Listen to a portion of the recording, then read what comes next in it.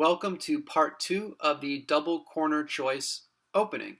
In part one and in my previous video, I talk about the double corner capture as my favorite line of play and the reasons provided. But today, I'm going to talk about the theoretical best single corner capture, which is favored by many professionals today. So we're going to walk through this line and you can see the strength in White's attack against this single corner capture. All right, the double corner choice opening, of course, is 9-14, 22-18, and 11-15. And now for the stronger 18-11 capture into the single corner. At this point, it's best for White to continue with the 25-22 development. And now, because of the restrictions out of the single corner, Red must start developing out of its double corner, and it does that with 5-9.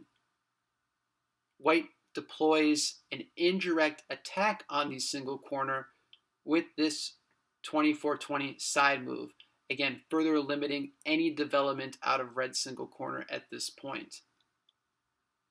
So to stop what White is planning on doing next with this 2-for-2, and then actually going a piece up with the red position being a little broken, Red stops that by moving the apex piece 7-11. White continues the attack with 22-17, and now Red can begin to shore up its single corner defenses, and it does that by moving 4-8 first, after 17-13, now 3-7. So those gaps and holes have been filled. White can play 29-25 first. It usually transposes into the same, but this 28-24 out of the double corner is typically what is seen here. Red can then go 15-19 to plant itself on this square.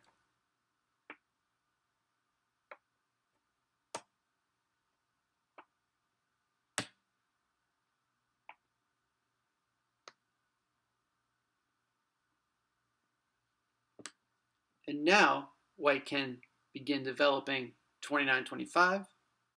Red is going to go 1-5, stopping 25-22 from happening, but it can play this 26-22. Red has a very great move. It's a bit unnatural at this point in the game, and that's this 6-10 move, forcing the exchange while retaining two columns here. White sees the weakness now in the double corner, and it presses that by going 22-17, and now the 9-13 reply is necessary at this point. White stops the double jump from happening by going 25-22, and now Red is going to wait a couple of moves. It starts with 8-12. White is going to eliminate the intruding piece on the center square by going 27-23.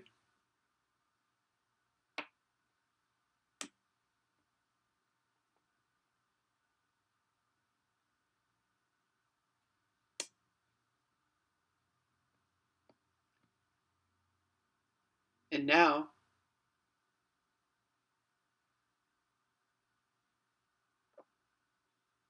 Red is going to go 11-15. White goes 32-28, and now, again, waiting, developing out of the double corner still for Red, and just waiting for White to hopefully run out of moves, which it almost does here. White then goes 31-27, and the exchange can safely happen.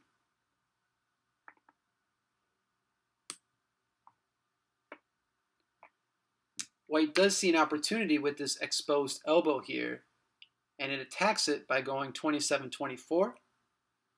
10-15 cannot be played because of the double jump. So instead, red must start to proceed toward the king row. And instead of going 24-19, which will eliminate the elbow by going 7-11 next, white stops that by going 20-16. Red is going to further develop. And now this 24-19 move can be played, immediately threatening this elbow. But that's okay. The draw is still at hand here for red. Red is going to get a king. And white is going to attack the elbow. The double jump and the king. The timing is there for red here.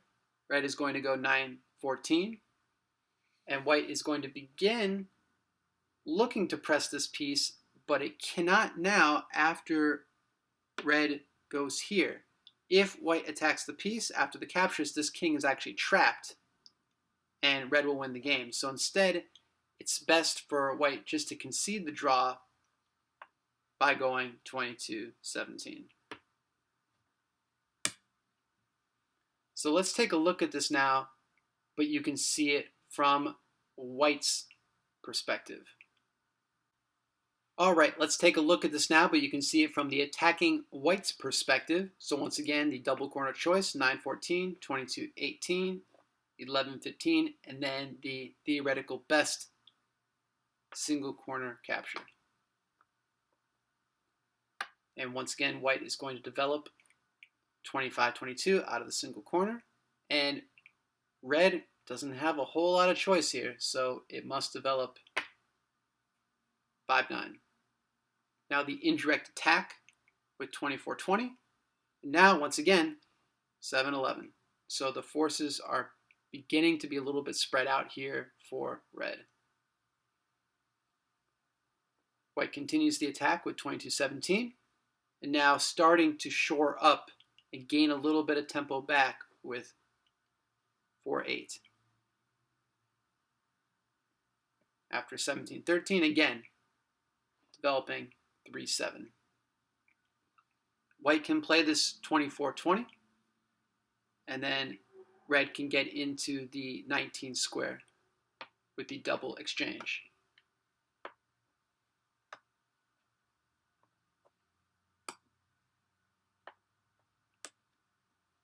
Now 29-25 can be developed here. Red developing a column with 1-5 next. And instead of 25-22, you have this 26-22 move. And now the key move here for red is this 6-10,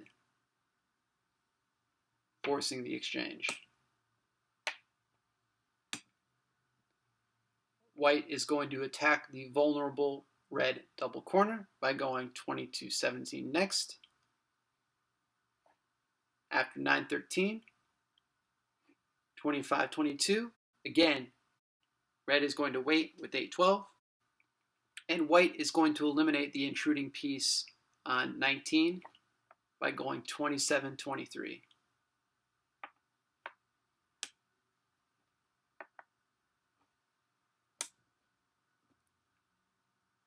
After 11-15, 32-28, and 5-9, white can go 31-27, and red can now exchange off safely back onto the 19 square.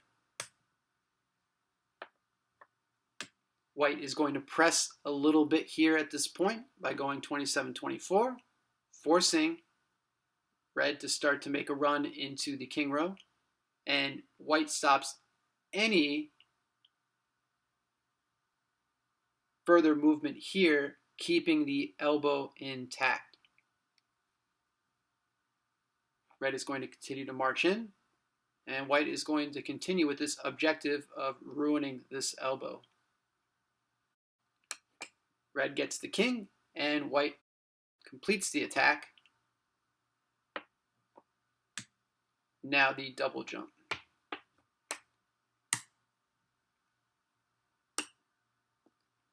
Red goes 9-14. White looks to press, but it cannot press too much because once red goes back into the 25 square, white cannot complete the attack. So again, it's best just to go 22-17. So there you have it, the double corner choice opening. I only showed one major variation and line of play within both the 18-9 capture and the 18-11 capture. So I recommend trying out both, playing other variations, and really seeing which choice is best for you. Thanks, as always, for watching.